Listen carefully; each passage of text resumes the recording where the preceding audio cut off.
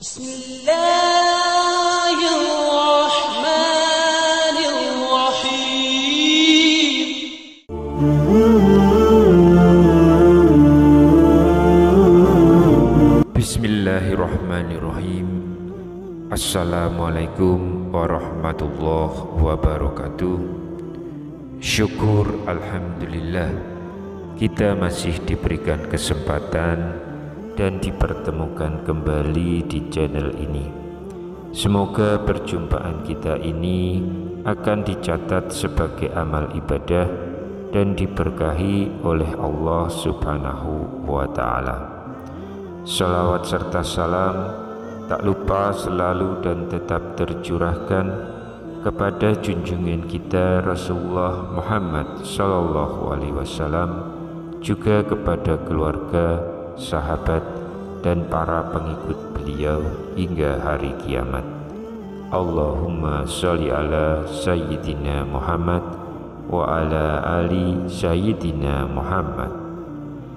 Harapan dan doa saya untuk sahabat-sahabat semua, semoga Allah selalu memberikan kesehatan lahir maupun batin, dilapangkan rezekinya, dimudahkan dalam segala urusan, dipanjangkan umurnya, dan dijaga setiap waktunya selalu dalam kebaikan, baik di dunia maupun di akhirat. Amin ya rabbal alamin. Sahabat Oborpedia yang dirahmati Allah, ada sebuah maksiat yang banyak dilakukan oleh manusia yang kebanyakan dari mereka tidak menyadari perbuatan ini dapat meruntuhkan semua ibadahnya, dapat tertolak semua ibadahnya kepada Allah Subhanahu wa Ta'ala, walaupun dia seorang ahli ibadah sekalipun, ahli zikir, ahli puasa, ahli tahajud.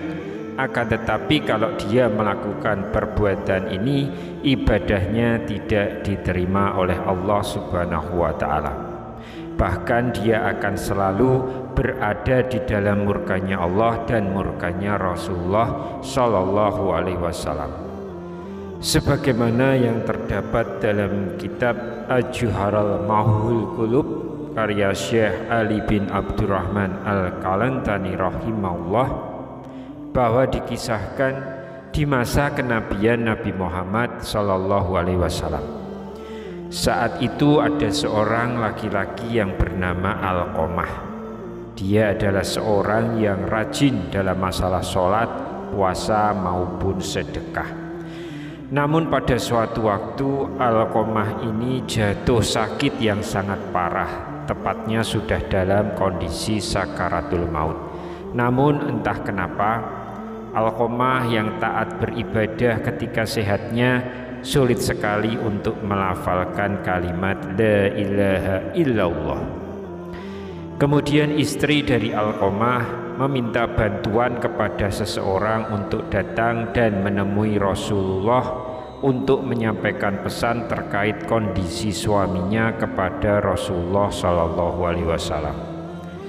Nabi pun kemudian mengutus Bilal Ali Salman dan Ammar radhiyallahu anhu untuk datang ke rumah Alqamah. Dan di sana mereka menyaksikan bahwa betapa Alqamah berada dalam kondisi yang sangat memprihatinkan. Mereka bertanya-tanya dengan penuh keheranan, bagaimana mungkin seorang yang taat beribadah, taat kepada Allah dan Rasulnya, namun saat itu kesulitan untuk mengucapkan kalimat la ilaha illallah. Lidah Alqamah saat itu seperti terkunci ketika akan melafalkan kalimat tauhid itu. Karena merasa khawatir akan kondisi itu, maka kemudian Bilal diminta kembali untuk menyampaikan apa yang mereka saksikan kepada Rasulullah Sallallahu Alaihi Wasallam. Rasulullah pun kemudian bertanya, apakah Alqamah masih memiliki ayah dan ibu? Dan ternyata ayah Alqamah sudah meninggal, namun Alqamah masih memiliki seorang ibu yang usianya sudah tua. Rasulullah Shallallahu Alaihi Wasallam kemudian berkata kepada Bilal, "Coba temuilah ibu Alqamah dan aku titip salam untuknya.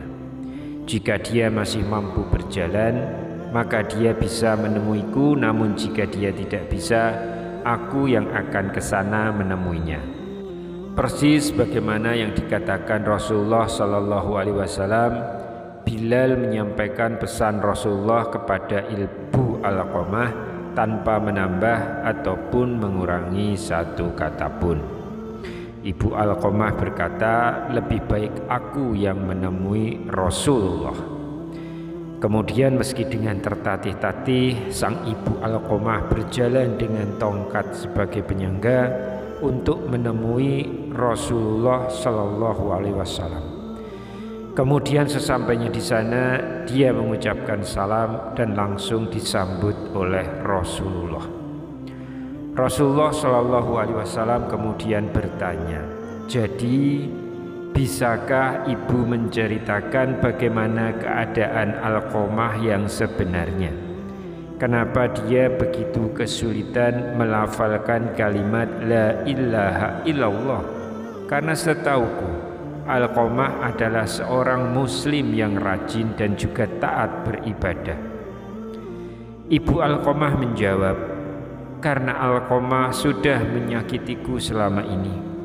Dia lebih mengutamakan istri daripada ibunya. Dia benar-benar menentangku demi menuruti keinginan istrinya." Rasulullah pun mengangguk-anggukkan kepala, tanda mengerti bahwa ternyata yang mengunci lidah Alqamah hingga tidak bisa melafalkan kalimat La ilaha illallah adalah karena murka dari ibunya sendiri. Kemudian Rasulullah Shallallahu Alaihi Wasallam memanggil Bilal dan menyuruh Bilal untuk mengumpulkan kayu sebanyak-banyaknya untuk membakar tubuh Alqamah. Ibu Alqamah pun terkejut melihat ini. "Ya Rasulullah, kenapa engkau mau membakar putraku di depan mataku? Bagaimana perasaanku nanti?" tanya ibu Alqamah sedih.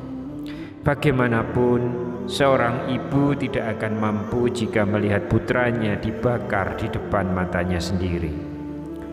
Rasulullah pun berkata, "Wahai ibu Alqamah, sejatinya siksa Allah nanti di akhirat akan lebih kejam karena segala amal yang dilakukan Alqamah selama ini tidak dapat diterima oleh Allah karena terhalangi oleh murkamu kepadanya, sehingga kebajikan yang dilakukannya jadi tidak berguna dan tidak bisa membantu Alqamah selamat dari api neraka."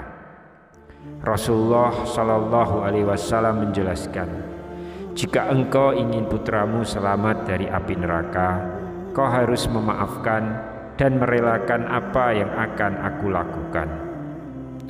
"Baiklah ya Rasulullah, aku akan memaafkan anakku. Aku sungguh tak sanggup mengetahui bahwa anakku akan masuk ke neraka karena diriku." Ibu Alqamah pun menangis.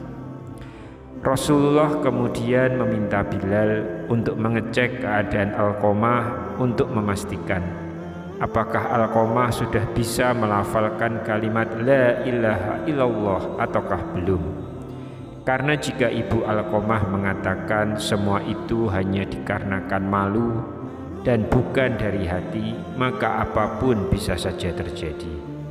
Namun ternyata sang ibu Alqamah sungguh tulus telah memaafkan putranya, karena ternyata ketika Bilal sampai di pintu rumah Alqamah, Bilal mendengar Alqamah telah bisa mengucapkan kalimat La ilaha illallah. Bilal lalu masuk ke dalam dan memberitahu apa yang sebenarnya terjadi kepada keluarga yang sedang menunggu Alqamah terkait lidah Alqamah yang terkunci dan tidak bisa mengucapkan kalimat syahadat karena mendapatkan murka dari ibunya sendiri yang membuat segala amal yang dilakukan Alqamah tidak dapat menolong dirinya karena murkanya seorang ibu. Pada hari itu juga setelah ibunya memaafkan Alqamah, maka dia pun kembali ke rahmatullah. Alqamah kemudian dimandikan dikafani dan disolatkan oleh Rasulullah Shallallahu Alaihi Wasallam. Setelah proses pemakaman Alqamah selesai dilakukan, Nabi Muhammad Shallallahu Alaihi Wasallam berkata, "Wahai sekalian kaum muhajirin dan ansor, barang siapa yang melebihkan istrinya daripada ibunya, maka dia akan mendapatkan laknat dari Allah Subhanahu wa Ta'ala. Allah tidak akan menerima amalnya sedikit pun kecuali kalau dia mau bertaubat dan berbuat baik pada ibunya serta meminta ridhonya, karena ridho Allah tergantung pada ridho sang ibu dan kemarahan Allah tergantung pada kemarahan sang ibu." Wallahu a'lam bishawab. Demikian yang bisa saya bagikan, semoga bermanfaat untuk para sahabatku semuanya. Amin ya rabbal alamin. Assalamualaikum warahmatullahi wabarakatuh.